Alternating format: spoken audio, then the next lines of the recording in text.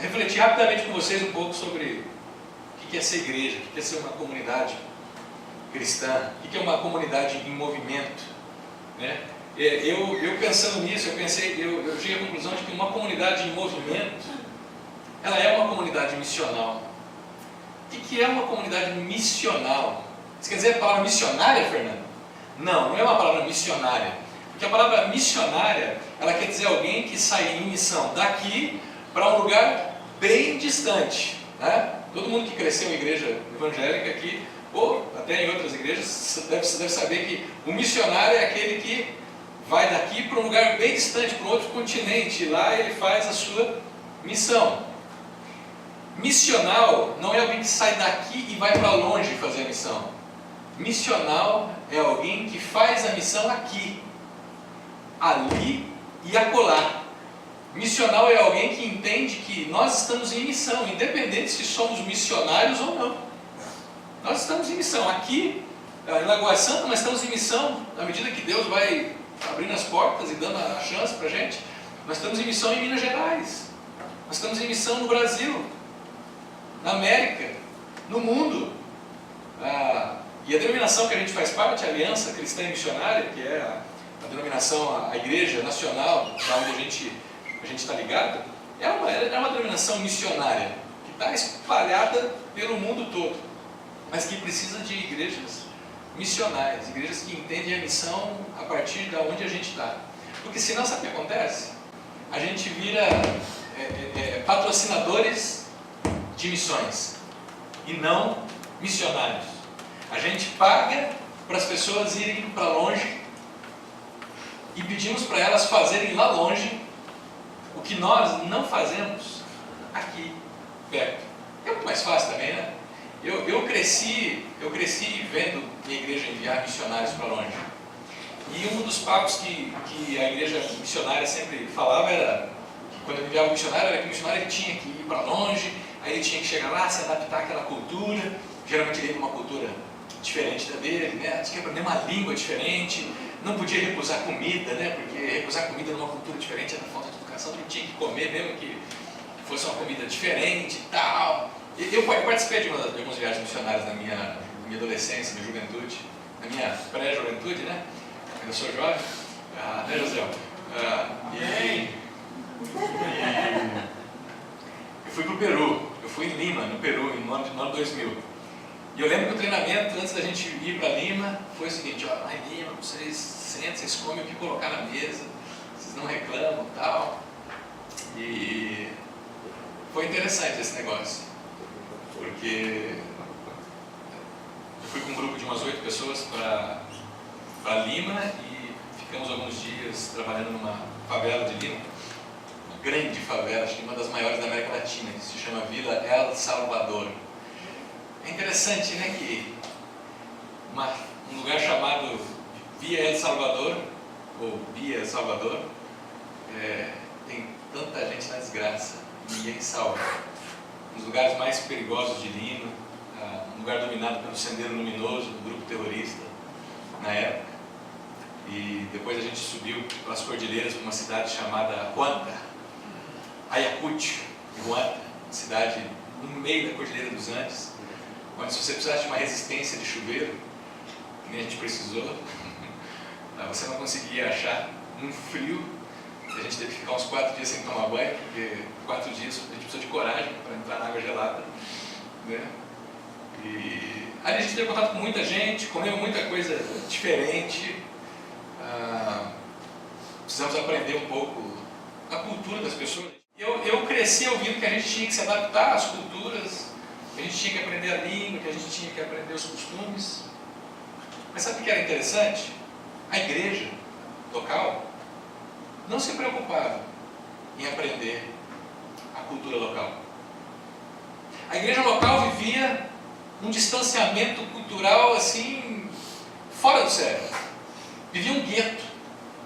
Ou seja, pagava gente para ir para longe, para aprender a se adaptar, mas na sua cidade elas não sabiam o que as pessoas gostavam, elas não sabiam o que as pessoas estavam perguntando, quais que eram as perguntas que as pessoas faziam. Na verdade é o seguinte: se você vai fazer parte da nossa igreja, você tem que se adequar aos nossos costumes, às nossas coreografias, e não o contrário. O missionário não, o missionário tinha que ir para longe para aprender a comunicar o evangelho, mas nós aqui não. Nós aqui vamos ficar quietinhos na nossa, vamos fazer a coisa gostosinha para nós mesmos, vamos cantar as músicas que a gente gosta, para a gente ficar bem confortávelzinho, e não vamos mexer com gente diferente. E de uns anos para cá eu tenho tomado uma decisão, queridos, na minha vida, e isso serve talvez para vocês que não conhecem um pouco da igreja ainda, que estão chegando. Vocês saberem o seguinte: eu, como pastor, eu não estou pronto para ser pastor de uma igreja que vive num gueto fechado dentro de si. Eu não estou pronto para isso. Na verdade, eu já vivi muito tempo dentro de um gueto fechado, como comunidade, sabe? Uma igreja que não se movimentava. Vivi muito tempo dentro de uma igreja que fazia as coisas do jeito que o pessoal de dentro gostava. E não pensava em como que a gente podia ser mais, não atraente, mas como que a gente podia ser mais convidativos para aqueles que estão lá fora. Quer um exemplo disso? Eu cresci numa igreja onde quem era de fora, quem não frequentava a igreja, não se sentia convidado para se sentar do meu lado e cantar as músicas que eu cantava. Mesmo o Salmo 66 dizendo que louvem-te, ó povos, louvem-te todos os povos da terra, ó Deus. Eu cresci em igrejas onde o camarada de fora, que não tinha contexto, ele não ia cantar algumas músicas que eu cantava, como por exemplo, persegui os inimigos e os alcancei, os consumi, os atravessei. Está parecendo uma guerra daquelas do Senhor dos Anéis, dos orques, né? Sobre os pés do Senhor caíram, não mais se levantaram. Mas parece um Walking Dead, Como é que o cara de fora que não tinha contexto, mas você tinha que explicar para ele. Então você tem que explicar primeiro para ele, para depois chamar ele. Não é isso que a Bíblia ensina. A Bíblia ensina que a gente, como discípulo de Jesus, a gente precisa viver a nossa vida de maneira que as pessoas se sintam convidadas. Que ele olha o que a gente está fazendo e fala: quero fazer também. Até porque quem era de fora não podia tocar, por exemplo, na minha igreja. Tinha que chegar na minha igreja, passar por uma série de treinamentos, uma série de verificações para ver se o cara era santo ou não, para ele fazer parte dos levitas. E sabe, isso não tem... Eu fui percebendo que isso não tinha a ver com Jesus. Jesus não era assim. Então, sem contar outras coisas, né, que a gente podia ficar a manhã inteira conversando aqui, eu queria dizer para vocês que uma comunidade de movimento, ela tem que ser uma comunidade missional, uma comunidade em missão. Se você quer resumir o que é a palavra missional é isso, é em missão. Eu, como discípulo de Jesus, não preciso ser pastor para estar em missão, não preciso ser missionário para estar em missão, não. Quem eu sou? Eu sou um advogado, eu sou um pedreiro, eu sou um motorista, eu sou um engenheiro, eu sou um médico. Independente de quem eu seja profissionalmente, eu fui chamado para me movimentar. Eu fui chamado para ser alguém em missão. Deus me deu uma missão. E quando eu não vivo essa missão, eu sou alguém atrofiado. Eu sou alguém que estou paralisado. Eu sou alguém doente. Pessoas que não se movimentam são pessoas que têm dificuldades de se movimentar. Pessoas doentes, que precisam de tratamento, que precisam de cura. Eu diria que discípulos de Jesus que não se movem são discípulos de Jesus enfermos, vivendo uma espiritualidade que corrói eles o tempo todo. Fernando, de onde você tirou essas loucuras, Fernando? O que você tem na cabeça, Fernando? Olha, lá em Gênesis capítulo 1, 11, a gente já tem alguns indícios disso. Hoje eu vou falar com vocês sobre Gênesis 12. Mas quando você pega Gênesis 1, por exemplo, você tem ali Deus em relação com toda a humanidade. Tem o relato da queda. Adão e Eva fazem uma opção terrível de andar longe de Deus. Logo depois que eles são expulsos do jardim, eles cometem, o Caim comete o primeiro homicídio, e a coisa já começa a ficar complicada, já começa a ter as primeiras brigas entre marido e mulher. Foi de lá que o negócio começa. Já começa a ter aquele negócio de querer dominar um ou outro, de exercer poder, porque fizeram uma opção de se desconectar de Deus. E em Gênesis capítulo 11, você tem o ápice dessa desconexão. Gênesis capítulo 11, você tem um evento chamado Torre de Babel. Se você pensa que a Torre de Babel era simplesmente uma escola de idiomas, você está enganado. A Torre de Babel é o ápice da rebelião. A Torre de Babel é o ápice daquela decisão que Adão e Eva fizeram. Aliás, você sabe por que eles constroem a Torre de Babel? Porque eles estão vindo de um dilúvio. Eles sabem que alguns anos atrás houve um dilúvio. Vamos fazer o seguinte, se vier um dilúvio de novo, nós estamos no alto. E a torre não vai nos consumir. Ou seja, Deus, não adianta Deus, você querer fazer as coisas para a gente, nós estamos mais espertos. Não é isso que o texto diz, que eles construíram uma torre para fazer o seu nome célebre, conhecido. Babel, gente, é o ápice da rebelião com Deus, do ser humano querendo fazer a coisa do seu jeito. Fernando, mas isso tudo é mito. Adão e Eva é um mito. A Torre de Babel é um mito. Então olha para você, querido, no espelho. E me fala se é um mito. Olha para você e eu. Olha eu e você fazendo opções dia a dia de seguir longe de Deus. Olha eu e você dia a dia fazendo opções de querer ter um entendimento, de comer do fruto do conhecimento do bem e do mal, sem precisar perguntar para Deus o que é o bem e o mal. Olha eu e você fazendo opções nos nossos relacionamentos, opções de domínio, de um querer dominar o outro, de um querer usar o outro para a sua própria felicidade. Adão e Eva não existe. A Torre de Babel não existe. E eu e você? Somos o que então? Presta atenção. Gênesis 11, Babel é o ápice. E se você não sabia, hoje eu vou te dizer um negócio. Abraão, que é aquele grande pai da fé que todo mundo conhece, o grande pai dos judeus, aquele que era o homem que andava com Deus, era amigo de Deus, ele está dentro desse contexto de Babel. Ele é parte daquela cultura pagã.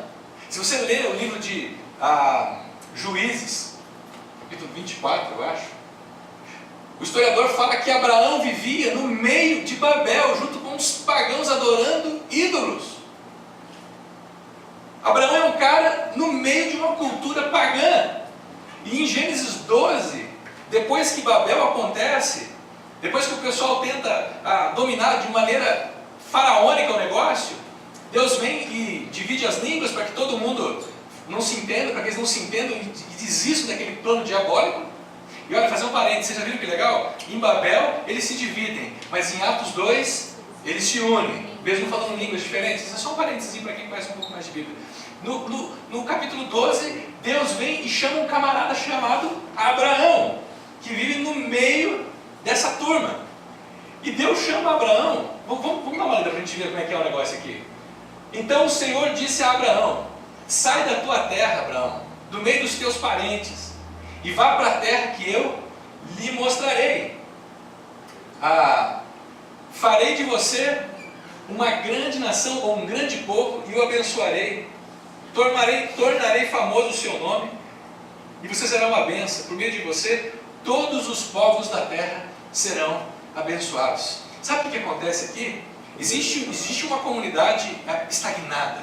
Existe um povo mergulhado na rebelião, nos seus costumes diabólicos, humanos, de sempre querer fazer as coisas do seu jeito. E Deus vai chamar um cara para se movimentar. Deus vai chamar um cara no meio dessa nação. Deus não escolheu Abraão porque Abraão era bonitinho, gente. A gente já conversou sobre Abraão ano passado, e a gente sabe que Abraão era um cara muito complicado. Um cara que quando, por exemplo, viajou para o Egito, por causa da crise, ele chegou lá, a Sara, né, era uma espécie assim de Bruna Lombardi, toda inteirona e tal, ele ficou com medo dos caras, do faraó pegar ela para ele, e ele falou: faz o seguinte, Sara, não fala que você é minha mulher não, fala que você é minha irmã, para que eu não... o que os caras vão fazer com você eu não sei, mas é bom que eu fique livre dessa. Então Abraão não era um cara tão santo quanto se imagina, ele era pagão, ele vivia no meio dos ídolos também. E pela graça de Deus, porque Deus é gracioso, simplesmente por isso, Deus é gracioso. Deus chamou Abraão e falou: Abraão, vem cá, vamos fazer o seguinte, cara, vamos sair dessa estagnação, vamos se movimentar. Eu tenho um plano para você. Sai da tua terra, da onde você mora, e vai para o lugar onde eu vou mostrar para você. Sai de Babel, sai desse momento, desse lugar onde as pessoas estão contra, estão se rebelando contra Deus e não conseguem viver os princípios de Deus, e vai para um lugar que eu vou te mostrar. Sabe o que é interessante? Que Deus estava tirando Abraão de um lugar onde vivia o sistema de Babel, mas não quer dizer que ele estava mandando Abraão para um lugar que não vivia o sistema de Babel. Ele estava mandando Abraão para um lugar onde as pessoas viviam também distantes de Deus. Deus chamou Abraão, dando para ele um privilégio não, uma responsabilidade e não um privilégio. O chamado de Abraão não é porque ele ia ser o queridinho de Deus. O chamado de Abraão era para que ele cumprisse o plano de Deus. Qual que era o plano de Deus? No meio de você, todos os povos da terra. Percebe o erro que muitos de nós cometemos na nossa vida cristã? Nós achamos que Deus nos chama para a gente ser privilegiado, para a gente ganhar as bênçãos. A gente acha que Deus nos chama para a gente ganhar as concorrências, para a gente subir de emprego, de cargo na empresa. A gente acha que Deus nos chama porque daí Ele vai nos imunizar contra todas as doenças, contra todas as dificuldades. A gente acha que Deus nos chama para que Ele nos dê privilégios. Esse foi o grande erro do povo de Israel ao longo da história. Sabe por que Israel deixa de ser povo de Deus em Jesus? Porque eles acharam que o chamado deles era um privilégio e não uma responsabilidade. Porque em Jesus a igreja passa a ser povo de Deus. Israel perde isso. Uma comunidade que não se movimenta, uma comunidade que vive para dentro de si. O chamado de Deus é que essa comunidade saia para fora. Para quê? Para abençoar os outros povos. Abraão é chamado de Babel e enviado para a sua missão, para que ele fosse uma bênção. Sabe para quem? Para quem vivia a cultura de Babel. Sabe para quem que nós somos chamados hoje? Para abençoar aqueles que vivem distantes de Deus no coração. Nós somos chamados para viver diante daqueles que vivem nas trevas, cegos e não conseguem enxergar. Não conseguem enxergar o que é corrupção. Não conseguem enxergar que a atitude que eles estão tendo no casamento vai levar o casamento deles ao divórcio. Não conseguem enxergar que existem certos valores na vida que são básicos, por exemplo, na criação de filhos. Eu e você estamos nessa cultura. Sabe? Cegos por muito tempo. Eu tive um cego por muito tempo. Me meti com muita coisa errada, fazendo as coisas do jeito que eu queria. E sabe, ainda faço. Ainda vivo. Mas Deus tem me chamado, no meio dessa cultura, pela graça dEle, pela bondade dEle, para que eu e você sejamos uma bênção. Onde a gente vai estar. Falei de você, é Deus que fará. Deus abençoou Abraão com o propósito de que Abraão seja uma bênção e com o propósito de que todos os povos sejam abençoados. Olha o que Gálatas 3,14 fala para a gente sobre isso. E isso para que em Cristo Jesus a bênção de Abraão chegasse também aos gentios, os não-judeus, para que recebêssemos a promessa do Espírito mediante a fé. 2000 anos se passaram desde Gênesis 12. Jesus, que é descendente de Abraão, que é o Deus encarnado na história, ele entra na história, ele vive de maneira justa, sem pecado algum, para poder morrer na cruz por os nossos pecados, por nós que somos pecadores.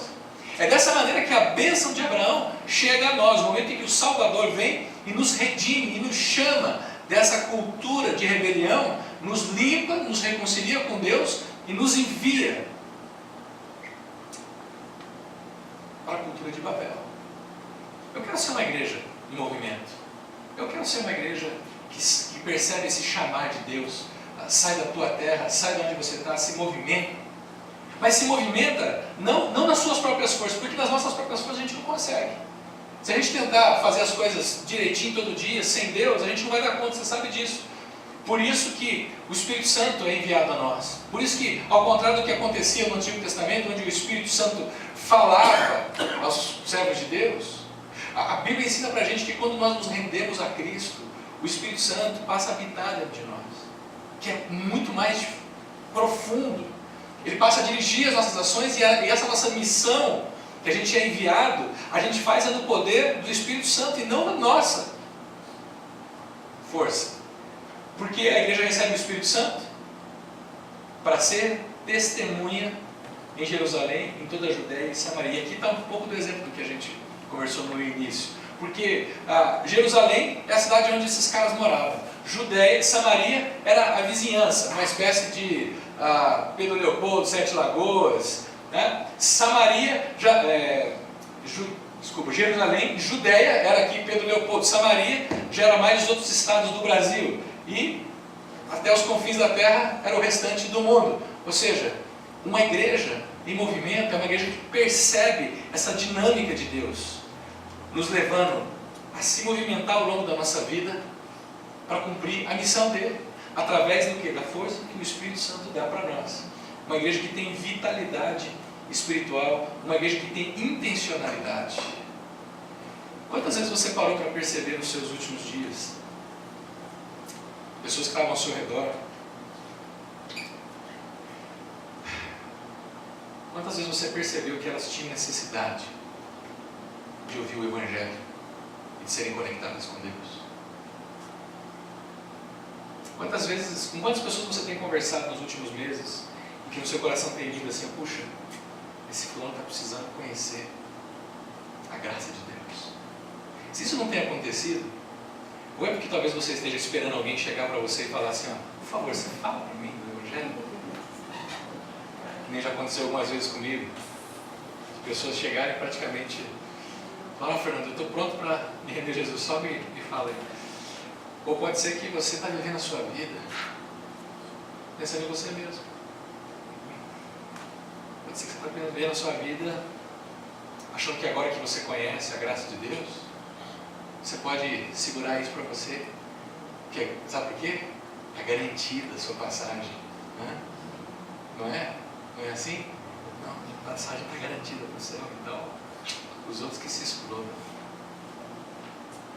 Percebe como que uma igreja em movimento, uma igreja missionária é uma igreja que tem intenção e uma igreja que se move. Bem, como que a gente vai se mover? Aqui é só uma curiosidade. Igreja, a palavra igreja, ela já é por natureza uma comunidade chamada para fora.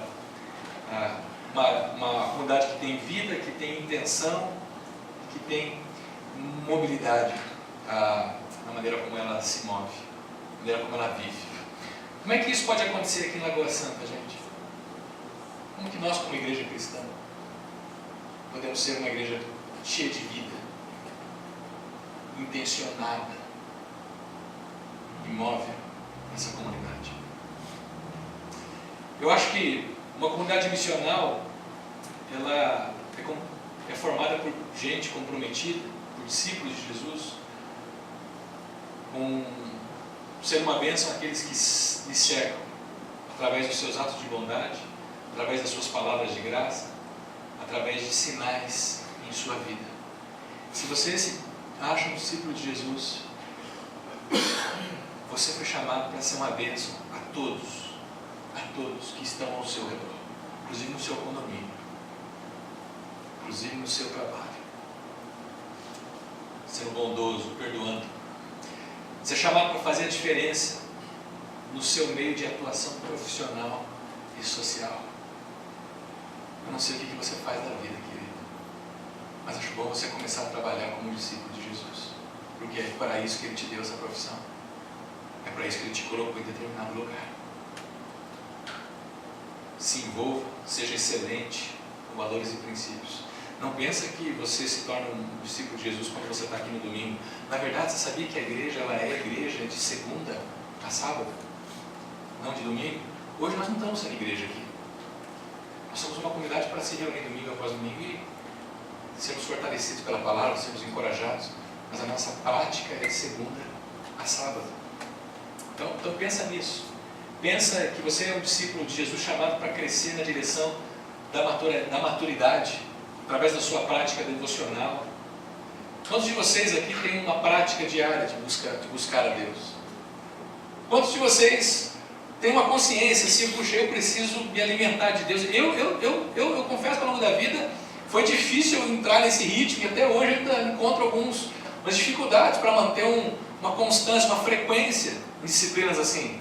Mas sabe o que eu tenho percebido? Quanto mais longe de disciplinas como leitura da Bíblia, como tempo de oração, quanto mais longe eu fico disso, mais encrencado eu vou ficando. Porque eu começo a viver a cultura de Babel na minha vida. E quanto mais eu me aproximo disso, quanto mais eu gasto tempo durante o dia para orar a Deus, para ler a Bíblia. Inclusive, deixa eu dar uma dica para vocês aqui, que eu já dei outras vezes, mas talvez ninguém me escutou. Aquela Bíblia, a mensagem que a gente tem ali no fundo, ela é fantástica para você que quer ler a Bíblia, não para você que quer estudar a Bíblia. Ela é escrita em linguagem do povão, na linguagem falada, na linguagem que a gente conversa. Não é aquela Bíblia na linguagem de hoje, não, que ela é reinterpretada, não. Essa Bíblia Mensagem é uma tradução contemporânea que você lê com a linguagem que a gente conversa, é fácil de entender. Leia, gaste tempo lendo, perguntando a Deus o que o Senhor está falando comigo.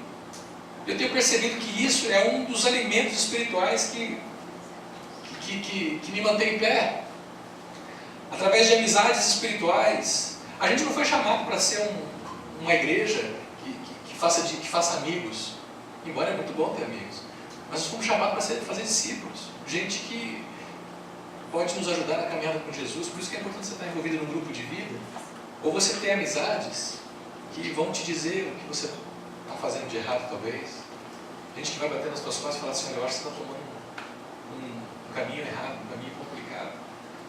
Através da prática comunitária, crescer em maturidade através desse momento aqui que a gente tem vivido no domingo, em coisas que a gente pode fazer juntos. Isso vai dar maturidade para a gente. Você pensa que não, mas vira o culto. E olha só, a gente tem 4 cultos por mês, gente. A gente faz um culto só por semana. Tem gente me pedindo, falando: não, vamos ter um culto durante a semana, tem um culto durante a semana. Sabe por quê? Porque é para ter outras opções, ao invés de dar prioridade no domingo. Pô, vem domingo, é um culto por semana. E é um grupo de vida durante a semana, olha, 2 vezes na semana, para você poder ganhar maturidade. Uma comunidade missional, eu acho que é uma comunidade que contribui na construção de uma comunidade efetivamente missional, dando seu tempo, gastando tempo na comunidade, se envolvendo com seus dons, com suas habilidades. Uma comunidade missional é formada por gente que está comprometida em incentivar o constante movimento na direção dos não alcançados.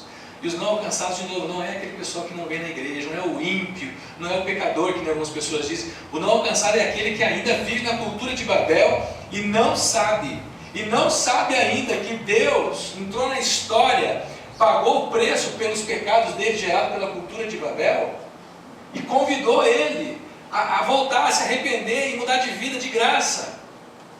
Os não alcançados são esses. É a esses que a gente tem que ir com intencionalidade. É a esses que, quando você percebe uma crise no casamento, você não chama o pastor e fala assim: Fernando, olha, eu tenho um amigo meu que está com problema no casamento, você pode ir lá conversar com ele? Não! Você com a sua esposa vai lá e responde intencionalmente com ele. Ó, Fernando, eu vou trazer um amigo meu aqui para você, ó, você fala de Jesus para ele, beleza? Não! Você! Se você tem uma experiência com Jesus, você pode dizer para ele o que significa andar com Cristo. Com intencionalidade. Talvez você pode responder com um CD, talvez você pode responder com um livro, talvez você pode indicar um link de uma das pregações. Eu tenho uma pregação sobre isso, fulano, assiste isso que talvez vai te abrir a mente. Mas é nós fazendo, não eu, não os pastores, não os líderes. Com flexibilidade, ou seja, aquele negócio da gente perceber que a gente está indo na direção de gente que pensa diferente, que tem uma música diferente, que se veste diferente, que fala diferente, que tem coisas no corpo diferente, né? O Julimar, por exemplo, que tem tatuagem. O pessoal acha: nossa, você tem um cara, claro, tem um cara com tatuagem. Que bom que ele tem tatuagem. Se ele não tivesse tatuagem, eu não ia querer ele aqui. Moral, hein, Julimar? Agora foi, né, cara? Só que a gente, como igreja, a gente precisa se movimentar nesse sentido, senão a gente vai morrer. Vamos ficar atrofiados. E aí a gente vai se reunir domingo após domingo aqui, sabe para quê? Para a gente parecer todo mundo um bando de santinho. Vamos cantar as músicas tradicionais que todo mundo, só nós conhecemos, e pronto. A igreja missional, a igreja movimento é aquela igreja que tem gente diferente aqui dentro, o tempo todo, gente que dá problema, gente com problema na vida, né? Eu falo isso, me dá um frio na espinha, porque eu sei que é mexer com o problema dos outros, gente, mas é isso aí. É uma igreja que a pessoa precisa de cura, ela vai encontrar cura. Aqui, talvez a gente vai arrumar um médico, talvez a gente vai arrumar remédio. Ela precisa de consolo, ela vai arrumar um abraço, ela vai arrumar um aconselhamento, ela vai arrumar uma palavra. Não é tão difícil isso. A gente não precisa ficar fazendo instituição para fazer essas coisas. Ah, Fernando, vamos fazer um projeto social, vamos criar então uma instituição. Não, para com isso. Nós fazemos, é nós que nos envolvemos com o pobre, é nós que nos envolvemos com as necessidades educacionais da nossa cidade, é nós com as pessoas que estão perdidas. Não é instituição, somos nós, a gente não precisa complicar tanto as coisas. Sempre na dependência e no poder do Espírito Santo. Uma comunidade missionária, movimento, é uma comunidade pronta para levar seus vizinhos, amigos e parentes ao discipulado de Jesus, através da construção de relacionamentos interpessoais. Ou seja, eu de um tempo, depois que eu vim plantar essa igreja aqui, eu aprendi uma coisa. Quando você está em missão, você não tem direito de dizer assim, ó, mas eu não me dou bem com relacionamentos diferentes, eu tenho dificuldade de me aproximar de pessoas. E eu aprendi isso, porque eu era um cara que gostava de ficar no meu grupo, onde eu já conheço as pessoas. Esse negócio de ir, sentar e conversar com alguém que eu não conheço, estava fora de cogitação. Mas sabe, eu aprendi a construir relacionamentos a partir do zero. Mas eu chegava para conversar com alguém que eu nunca tinha visto na vida. E o medo de ser rejeitado. E o medo de não corresponder à expectativa da pessoa. Sabe, Deus foi mostrando que é no poder dele que a gente faz as coisas. É no poder dele que eu chego e sento do lado de alguém, e aí, tudo bem, prazer, Fernando.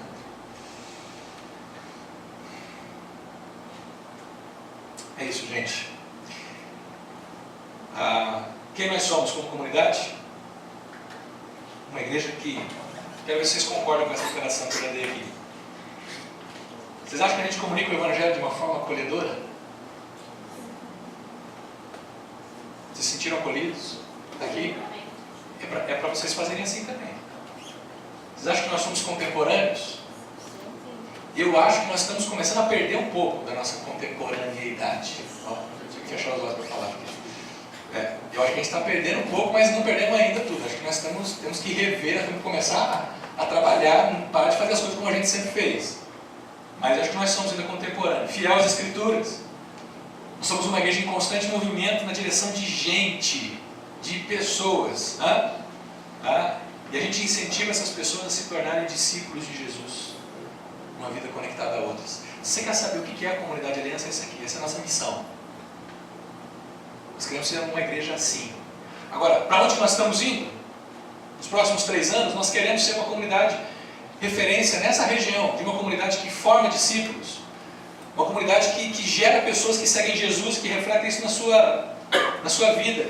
Uma comunidade de gente que é referência na família estendida. Eu já falei várias vezes sobre isso. Que você cuida de gente que está aqui dentro. Você é pai de alguém, você é mãe de alguém, você é tio, você é irmão mais novo. Você é como uma família para aquele que não é sua família.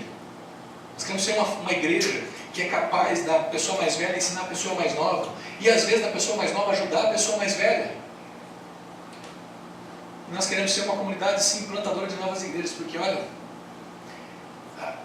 se a gente não plantar novas igrejas, se a gente não começar novas comunidades, a gente vai ser uma comunidade estéril. E se a gente não se reproduz, a gente não chegou na maturidade ainda. Eu acho que pais amadurecem quando eles têm filhos. Eu diria igrejas amadurecem quando elas começam a ter filhas em outros lugares também. Sabe, esse grupo em Divinópolis, se você não percebeu ainda, ele não é só um grupo de vida lá. Aqui não é oficialmente um trabalho de plantação de igreja, mas Graça e Tati estão envolvidos a plantar uma igreja de Divinópolis junto com Francisco e Tati. Sabe quantos anos tem o Graça e Tati? 28 anos. Sabe quantos anos o Graça está aqui na igreja? 4 anos no máximo. Chegaram no final de 2011 aqui. Eles foram batizados em 2012. Tem tem 4 anos, um casal de 20, eles são jovens, tem pique. E você? Não estou dizendo para você plantar uma igreja. Estou dizendo para você se mover na direção de deixar Deus te usar. Você não precisa pregar igual eu, você não precisa tocar igual a gente, você não precisa... Você tem que ser um discípulo pronto para crescer. Ser usado por Deus. Ponto. Aqui está o nosso projeto 2018. Planejamento. Hoje eu vou falar só de 4 áreas. As outras 3 áreas vocês podem ver aí. Mas olha só. Nós entendemos que é o seguinte. Para a gente chegar naquele objetivo, e aqui eu estou terminando já. Para a gente chegar naquele objetivo de ser uma igreja referência regional, plantador de novas igrejas, formador de discípulos, referência como família estendida, a gente precisa trabalhar algumas áreas da nossa igreja, ok? E aqui vai entrar as áreas que você pode se engajar nesses 3 anos se você quiser realmente estar dentro. Essa é a maneira que a gente encontrou depois de um final de semana muito intenso em como a gente poderia alcançar aquele objetivo, nossa missão, nossa visão para 2018. E uma dessas áreas que a gente precisa trabalhar na nossa igreja é os grupos de vida. Os grupos de vida, eu sei, eles não são perfeitos ainda, né? Não serão também. Eles não são perfeitos ainda, mas a gente está trabalhando neles. Grupos de vida, valorizar o convívio entre as pessoas, exercendo o ensino e o cuidado mútuo. Esse negócio de conhecer só a nuca do camarada não dá certo. A gente precisa olhar as pessoas de frente. A gente não consegue ter isso de final de semana. Porque aqui todo mundo levanta, que a hora que eu falo amém, todo mundo sai correndo para casa para almoçar. Mas no grupo de vida é diferente. Você senta em roda e você olha no olho da pessoa e você conversa. E você se abre e você tem amizades. Ninguém vive sozinho. Grupo de vida é uma das colunas da nossa comunidade. Você não precisa fazer mais nada na nossa comunidade se você vier no culto de domingo e participar do grupo de vida. Você quer fazer o mínimo redutível, aquele assim, Fernando, diga aí, o mínimo que eu posso fazer. Vem no culto de domingo, pelo menos, e participa do grupo de vida durante a semana, eu tenho certeza que você vai amadurecer. Só isso, não precisa mais nada. Grupo de vida, onde a vida acontece, onde a gente sabe que os outros são mais fracos, a gente sabe que os outros também são mais fracos, são fracos iguais a nós, que eles têm dificuldades, limitações, mas a gente vê o valor do outro também. Vocês já sabem o que significa esse relacionamento interpessoal. Essa é uma das áreas que nós queremos ver 100% da nossa comunidade participando. E você, como que você pode participar dessa área? Você pode abrir sua casa. Você pode falar assim, eu quero dispor esse próximo semestre da minha casa. Toda quarta-feira à noite eu vou receber esse grupo lá. Mas eu não sei ser o moderador do curso, do grupo de vida. Ok, você pode ser um anfitrião só. Vai ter uma pessoa que vai cuidar da parte do estudo. Mas não, Fernando, eu não quero receber ninguém em casa, não. Eu quero ser o cara que dá o estudo. Eu quero ser o cara que modera a conversa. Porque não é um estudo também. Não é uma coisa que alguém vai ficar te ensinando lá. Já basta de domingo eu ficar falando para vocês ficarem quietos. O grupo de vida não é para ser assim, mas se tem alguém que é responsável. Fernando, eu quero ser essa pessoa, eu tenho dom para lidar com as pessoas, para pastorear um grupo. Então, é uma área que você pode se engajar. Você pode procurar o Jay, falar, Jay, eu quero estar junto, ele vai te preparar, você vai participar de um grupo de vida e você vai ver como é. Se você tem dúvidas sobre o grupo de vida, quem são os anfitriões de grupos de vida que nós temos hoje de manhã aqui? Elias e Rose, Homero e Ionala, Jota, Rogério e Elisângela. Pergunta para eles, como é que é ser anfitrião? Dá muito trabalho? É muito complicado? O pessoal deixa a sua casa muito bagunçada quando eles saem? As crianças botam a mão na parede, deixa a marca de pé, mexe nas gavetas, como é que é? Tem alguém aqui que é líder de um grupo de vida? Leandro? Josiel? Vocês também são líderes lá também? Elis e Rose também são líderes do grupo de vida. Pergunta para eles, como é que é? É muito dor de cabeça? O pessoal fica te ligando a semana inteira, te enchendo as paciências?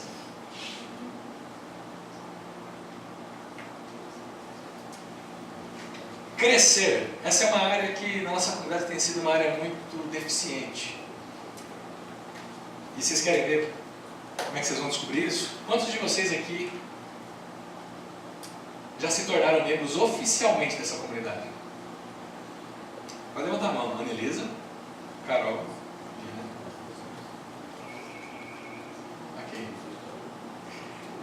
Quantos de vocês se acham membros dessa comunidade? Ok, muito bom.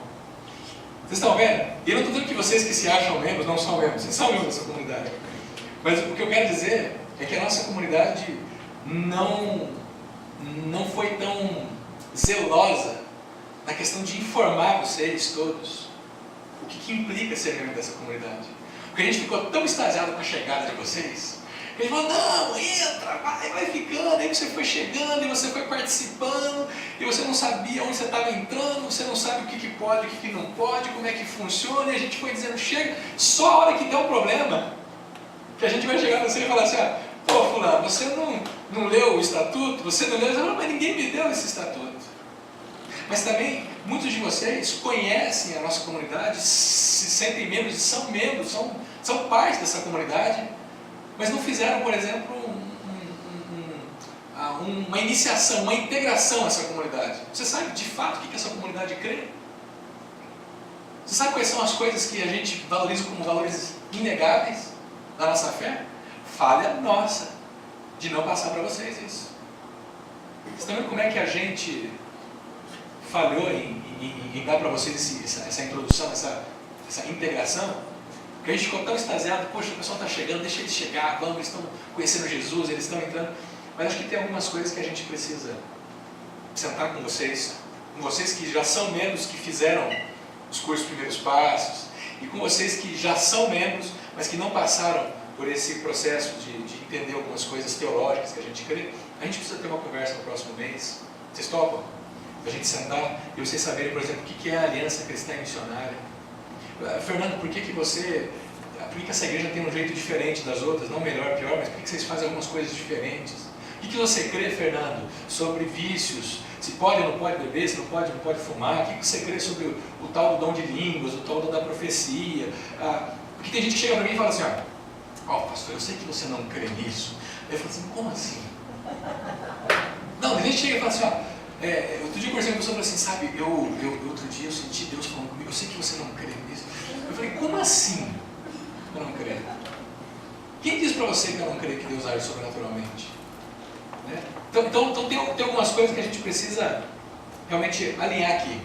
E esse crescer é a ideia da gente dar essa introdução para quem está chegando na igreja, mas também incentivar vocês a crescerem como pessoas. Talvez você quer se tornar um líder na igreja, talvez você tem capacidade, tem dons para ser alguém que conhece mais a Bíblia, para poder ensinar outros. E a gente quer poder dar para vocês não só a base básica, mas também queremos dar para você uma capacitação teológica, de repente. Final de ano agora, 4 pessoas na nossa comunidade se formaram no curso Télios que a gente dá online aqui na nossa comunidade. Mas acho que tem mais pessoas que não sabem mais da Bíblia, não tem? Tem mais gente que não sabe como é que eu posso melhorar, amadurecer na minha missão. Eu acho que essa é uma das coisas que a gente precisa começar a oferecer na nossa comunidade. Se você quer se engajar nisso, você pode me procurar. Eu estou a fim de a gente iniciar uma jornada de capacitação com vocês nesse sentido. Mão na Massa é um grupo liderado pela Carol, hoje, que mobiliza as pessoas para que reconheçam as necessidades que precisam ser supridas. Esse Mão na Massa, ele não é o grupo que faz tudo, mas ele é o grupo que pode identificar as áreas que precisam ser supridas por pessoas e indicar você. A gente vai ter um almoço na comunidade, então a Carol pode dizer, gente, olha, nós vamos preparar esse almoço, ou nós vamos achar pessoas para fazer esse almoço. Agora, vamos ter um retiro, nós vamos ter... eu quero servir numa área da comunidade. Carol, você sabe quais são as áreas que eu posso servir? Você procura esse grupo Mão na Massa, você fala, olha, eu quero então servir na área tal. O grupo Mão na Massa é esse, é Mão na Massa, é trabalho. Eu quero me engajar num projeto social que a comunidade está envolvida. Ok, Mão na Massa vai dizer para você, olha, procura a Aninha, vai lá no asilo esse final de semana com ela. E plantação de igrejas, que eu já falei um pouquinho para vocês, que talvez é uma área que a gente pode conversar um pouco mais nos próximos meses. Mas se você de repente sente que em algum momento Deus está te incomodando para você saber um pouco mais sobre como que você pode se envolver no começo de novas comunidades, olha, fala comigo. Eu te garanto que é uma experiência única. Você vê pessoas se engajando e sendo alcançados pelo Evangelho. Acho que eu já falei demais. O Júnior vai passar um vídeo para a gente.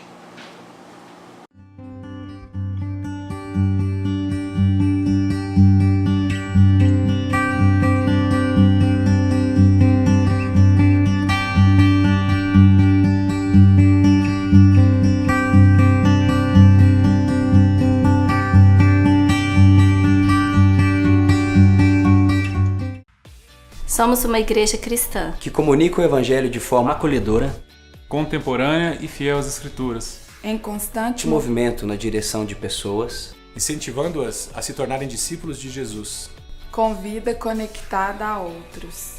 com vida conectada a outros. Com vida conectada a outros.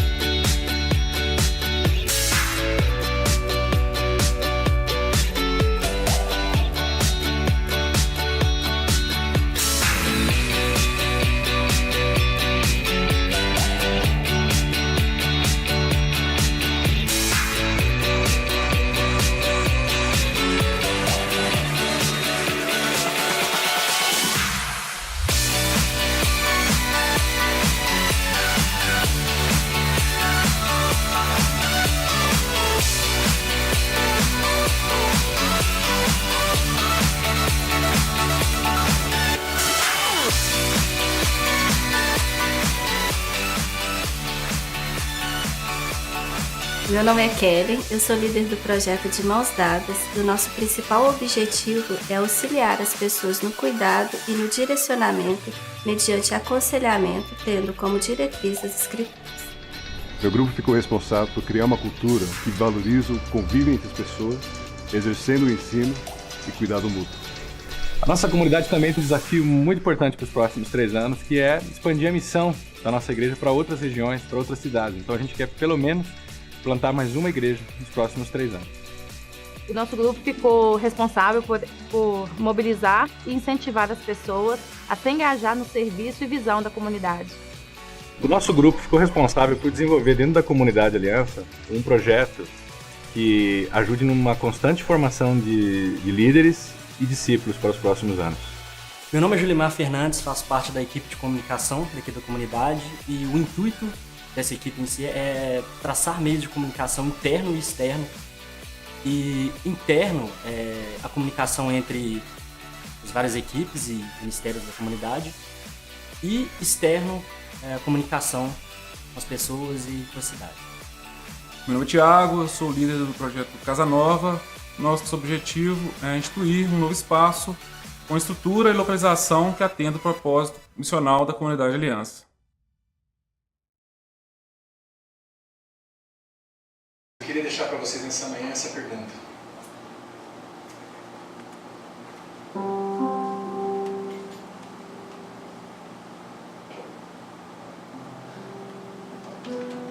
Estou eu comprometido com meus dons e talentos, meu tempo e meu dinheiro na construção de uma comunidade missional em missão?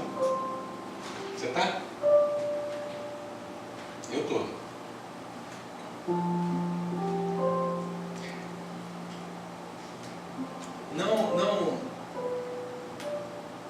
Não fique pensando só que a parte do dinheiro é a parte mais importante, porque talvez possa parecer isso para você. Não é. Acho que é um conjunto de coisas. Quando a gente acredita no projeto, a gente também se engaja financeiramente. Eu diria que aqueles que não se engajam financeiramente, não porque não podem, mas porque não querem, é porque não acreditam no projeto. Porque quando a gente acredita numa coisa, a gente está junto ali. Mas não é só financeiramente. Eu não quero de maneira nenhuma tirar você do seu círculo de amizade. Eu não quero encher você de atividades para que você não tenha tempo de ir para um happy hour com seus amigos, que você não tenha tempo de almoçar na casa dos seus parentes de domingo. Eu quero que você tenha tempo para fazer tudo isso, porque é lá que você vai poder fazer a diferença. Mas acho que você pode organizar a sua agenda para poder servir na nossa comunidade aos finais de semana. E sabe de uma coisa que a gente precisa na comunidade urgente, nesse sentido? É de alguém que consiga organizar esse monte de gente. Que eu não sou essa pessoa, se vocês já perceberam. É verdade, eu não sou essa pessoa. Mas uma das vagas que existe na sua comunidade é de alguém que diga assim: ó, Fernando, eu tiro isso de letra, eu sou alguém que eu lido bem com as pessoas, eu falo bem, eu falo suave, não sou de fazer muitos inimigos, eu sei botar as pessoas, comunicar as pessoas, eu sei organizar. Olha quanta coisa que você pode fazer. Talvez você não tenha dons na área de música, de pregação, mas você pode organizar a gente. Você pode ajudar, por exemplo, a organizar o nosso culto. Como? Você pode ser um diretor de culto. Você pode verificar se as músicas vão estar prontas. Você pode verificar se não vai ter erros de português na música, de digitação. Você pode verificar se não está ultrapassando o tempo da mensagem, se a iluminação está adequada, se tem gente incomodada com alguma coisa que precisa de atenção. Quando chegar um monte de gente, você pode organizar para que mais cadeiras cheguem, você pode mobilizar pessoas para isso. Olha quanta coisa que tem para a gente fazer na nossa comunidade. Você pode organizar e ver se o pessoal que está vindo falar aqui na frente, se eles não estão enrolando demais. Percebe? A gente quer fazer uma coisa bem feita. A gente pode juntos juntar os nossos talentos, o nosso tempo, porque precisa de tempo para fazer isso. O pessoal da música chega domingo, todo domingo, 8 horas da manhã, eles estão aqui. Todo domingo, 8 horas da manhã, eles estão aqui. O pessoal da recepção, 9, 9 e meia, eles já estão aqui. E às vezes a gente chega às 10h40 para assistir o culto. E a impressão que dá é que a gente preparou algumas coisas, um grande jantar, um grande banquete, e o pessoal não veio comer. Então, pensa se você está envolvido com os seus dons, talentos, o seu tempo e o seu dinheiro na construção dessa comunidade. Será que alguém de vocês quer pegar o microfone nessa manhã e orar? Vamos orar nessa manhã. Pai, eu te louvo, te agradeço por cada vida aqui. Eu te agradeço pela família do Fernando. Te agradeço porque o Senhor, há 7 anos atrás, colocou algo no coração dele e, apesar dos percalços, das dificuldades, o Senhor tem sustentado, Pai. Talvez não como gostaríamos, ó Pai, mas emocionalmente nós pedimos nessa manhã que o Senhor o sustente. Ele, a sua família, seus filhos. Pai, nós precisamos tomar um passo de fé, mas também um passo com responsabilidade. Por isso que nós não saiamos daqui, Senhor, deixando que esses pensamentos se dispersem, mas que possamos nos perguntar: o que eu posso fazer? No que eu posso me enganjar?